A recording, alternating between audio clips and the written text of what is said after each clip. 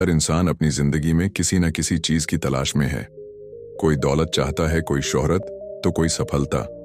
लेकिन इन सब के बीच एक चीज ऐसी है जो सबसे अनमोल है और सबसे कठिन भी, सुकून। ये एक ऐसा खजाना है जिसे पाना तो हर कोई चाहता है, लेकिन कैसे पाया जाए यह सवाल हर किसी को उलझन में डाल देता है।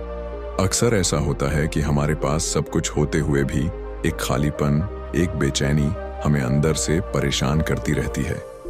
यह कहानी उसी तलाश की है जो हर किसी के जीवन का हिस्सा है, सुकून की तलाश। गांव के किनारे छोटा सा चाय का ठेला सुबह से ही गुलजार रहता। गांव के लोग, किसान, मजदूर और यहां तक कि स्कूल के बच्चे भी वहां आकर अपनी थकान मिटाते और चाय की चुस्कियों के साथ बातें करते। ठेले के मालिक बूढ़े हरी की मुस्कान जैसे ठंडक देती।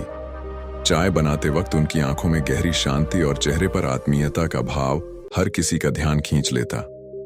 हरी और उसकी अनोखी दुनिया। हरी का ठेला भले ही साधारण था, पर उसका माहौल अद्भुत था। लकड़ी की बेंच, पुरानी मेजें और दीवार पर हाथ से बने हुए पोस्टर, सब कुछ मामूली पर आरामदायक था। हरी अपने ग्राहकों से कभी ज्यादा पैसे नहीं मांगता। लोग उससे पूछते, दादाजी आप ये ठेला बंद क्यों नहीं कर देते? आराम करें, आपकी उम्र अब काम करने की नहीं है। हरी बस मुस्कुराकर जवाब देता, काम मुझे खुशी देता है। अगर ठेला बंद कर दूं तो मेरी सुबह कैसे शुरू होगी? गांव का एक नौजवान अर्जुन हर रोज चाय पीने आता।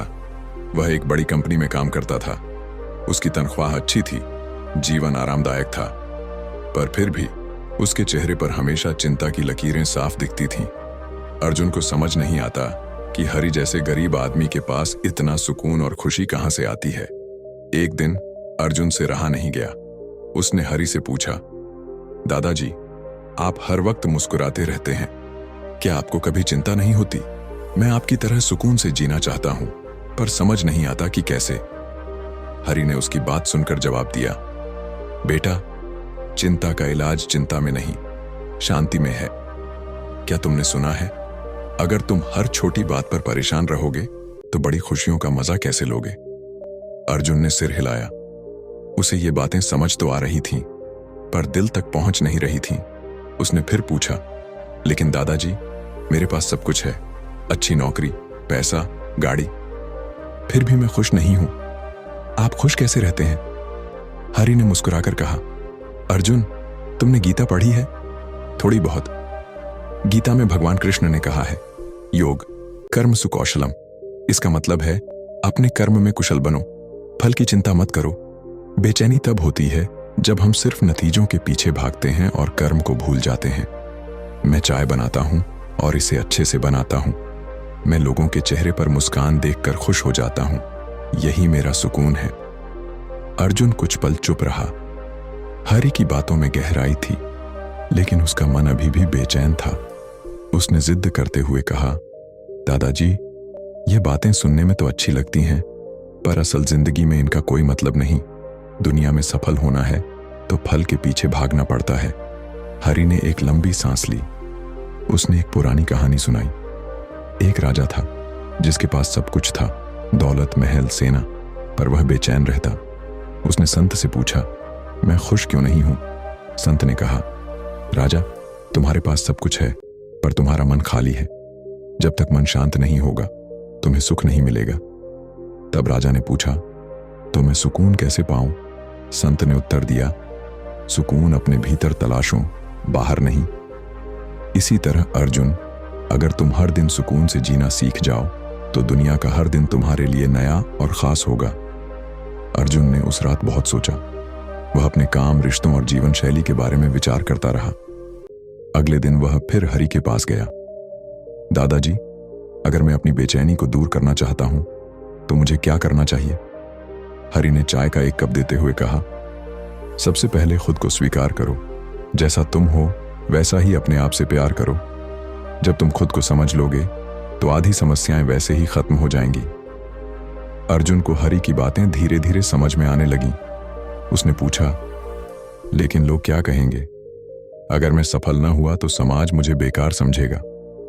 हरी ने मुस्कुराते हुए जवाब दिया, तुम्हें पता है अल्बर्ट आइंस्टीन ने क्या कहा था? लोग क्या कहेंगे? ये सोचकर तुम अपनी जिंदगी खराब मत करो, जो सही है वह करो। जब तुम अपने दिल की सुनोगे तो समाज भी तुम्हारी इज्जत करेगा। हरि ने अर्जुन को अपने जीवन के कुछ अनुभव बताए।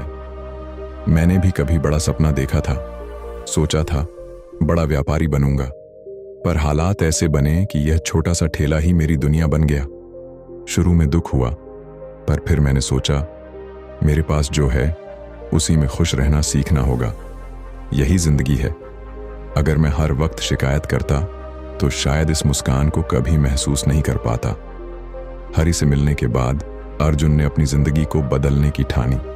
उसने हर दिन को एक नई शुरुआत की तरह जीना शुरू किया। ऑफिस में वह ज्यादा खुश और शांत दिखने लगा। उसने अपनी जिंदगी की प्राथमिकताओं को दोबारा तय किया। अब वह सिर्फ काम और पैसा कमाने के पीछे नहीं भागता था, बल्कि अपने रिश्तों, परिवार और खुद के लिए समय निकालता था। एक दिन अर्जुन ने हरि से कहा, दादाजी, मैं समझ गया कि सुकून का मतलब क्या है। जैसा महात्मा गांधी ने कहा था, सच्ची खुशी वही है जब आप जो सोचते हैं, जो कहते हैं और जो करते हैं वे सब एक सामंजस्य में हों। मैंने अब यह संतुलन ढूंढ लिया है। हरि ने उसे एक आखिरी सलाह दी, बेटा, सुकून को स्थायी बनाना चाहते हो तो हमेशा याद रखो, जिंदगी में कुछ भी स्थायी नहीं है। खुशी भी आएगी और गम भी, लेकिन जब तुम्हारा मन शांत होगा तो तुम हर परिस्थिति का सामना कर सकोगे। जैसे बुद्ध ने कहा था, शांति हमारे भीतर से आती है, इसे बाहर मत तलाशो। हर दिन को एक नई शुरुआत मानो और हर रात को धन्यवाद देकर सो जाओ। यही जिंदगी का राज है। अर्जुन ने हरि को गले लगाया और कहा, आपने मेरी जिंदगी बदल दी। अब मुझे भी वह सुकून महसूस हो रहा है जो मैं हमेशा ढूंढ रहा था। यह कहानी हमें यह सिखाती है कि सच्चा सुख और शांति बाहर की चीजों में नहीं, बल्कि भीतर की संतुष्टि में है। हरि जैसे साधारण व्यक्ति से अर्जुन ने यह सीखा कि दौलत और सफलता से बड़ी चीज आत्मा का सुकून है।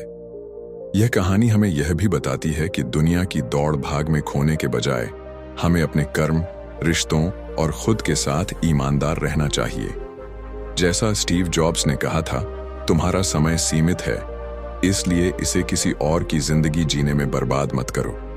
अर्जुन ने सुकून को अपनी सबसे बड़ी सफलता मान लिया और हरि की तरह हर सुबह मुस्कुराते हुए उठने और हर रात चैन की नींद सोने को अपनी असली उपलब्धि समझा। यह कहानी हमारे लिए भी एक संदेश है कि खुशी और शांति हमारी सोच में है। सुकून वहां है जहां हम खुद को पाते हैं। अगर आपको यह कहानी पसंद आई हो तो लाइक करें, कमेंट में अपने विचार साझा करें और ऐसी प्रेरणादायक कहानियों के लिए सब्सक्राइब करें। आपकी जिंदगी में भी सुकून की यह किरण हमेशा बनी रहे।